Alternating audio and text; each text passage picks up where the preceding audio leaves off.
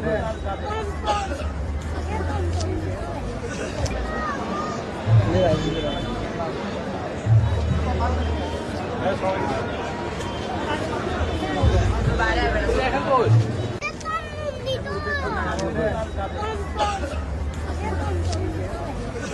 না দেওয়ার পিছনে কারণ হচ্ছে এই আমার ধানের শেষ প্রতীকটা হচ্ছে আসলে এই গণতন্ত্রের প্রতীক, যার কারণে আমি ফুল না দিয়ে গণতন্ত্রের প্রতীক ধানের শেষকে বেছে দিয়েছি।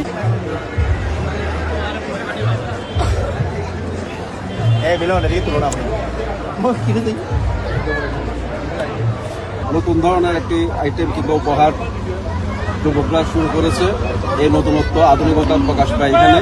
আসলে আমরা প্রতিটি বিয়ের অনুষ্ঠানে দেখি সবাই ফুল দিয়ে বরণ করে নেই। আজকের এই অনুষ্ঠানটি ছাত্রদল নেতা শাহেদের অনুষ্ঠানে, বিয়ের অনুষ্ঠানে আমরা দেখছি উনি সবাইকে ধানের শীষ উপহার দিচ্ছেন।